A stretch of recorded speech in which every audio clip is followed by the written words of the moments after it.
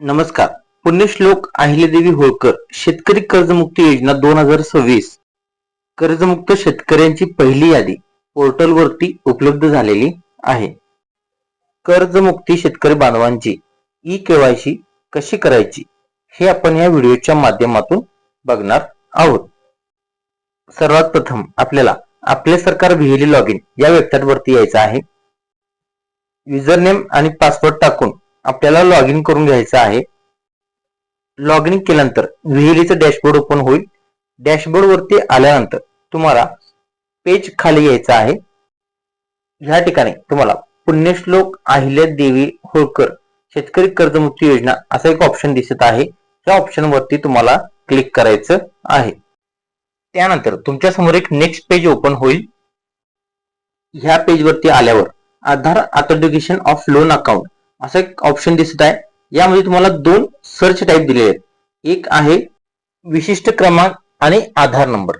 या दोन्हीपैकी कोणतेही एक वापरून तुम्ही शेतकऱ्याची माहिती सर्च करू शकता.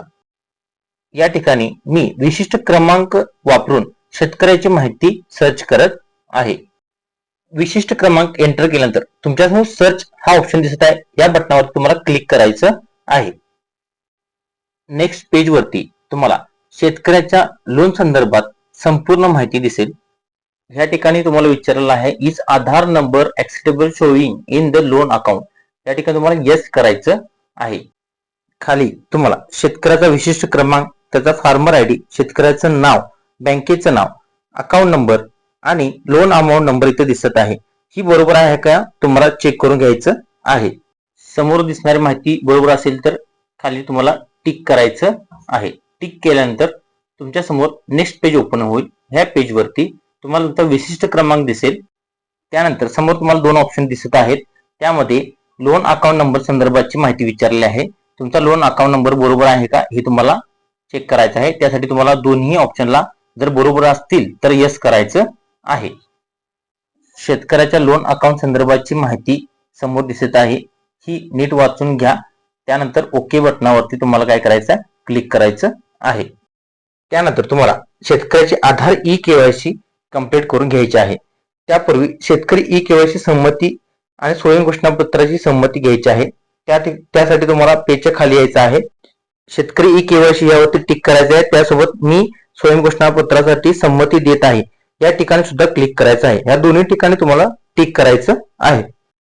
त्यानंतर तुम्हाला शेतकऱ्याची आधार ई-केवायसी करायची आहे. त्यासाठी आधार ई-केवायसी या बटनावरती क्लिक करायचं आहे. त्या ठिकाणी तुम्हाला आधार नंबर दिसेल शेतकऱ्याचा. या ठिकाणी तुम्हाला शेतकऱ्याचे आधार बायोमेट्रिक ई-केवायसी करून घ्यायचे आहे. त्यासाठी कॅप्चा फिंगरप्रिंट या बटनावरती क्लिक करायचं आहे. शेतकऱ्याचे फिंगरप्रिंट या ठिकाणी स्कॅन करून घ्यायचं आहे. फिंगरप्रिंट सक्सेसफुली स्कॅन झाल्यानंतर कॅप्चा सक्सेसफुल असा मेसेज तुम्हाला दिसेल. त्यानंतर थोडा वेळ वाट पहा. ई-केवायसी सक्सेसफुल झालेला मेसेज तुम्हाला दिसेल. त्यानंतर तुम्ही नेक्स्ट पेज वरती याल. या ठिकाणी ई-केवायसी केलेलीची प्रिंट तुम्हाला काढायची आहे. प्रिंट या ऑप्शन वरती तुम्हाला क्लिक करायचं आहे. अशा प्रकारे ई-केवायसी केलेली पावती तुम्हाला दिसेल. ही पावती बँकेमध्ये जाऊन जमा करायची आहे. अशा प्रकारे तुम्ही शेतकरी बांधवांची ई-केवायसी कंप्लीट करू शकता. अशाच नवनवीन माहितीसाठी चॅनेलला लाईक करा, शेअर करा आणि सबस्क्राईब करा. धन्यवाद.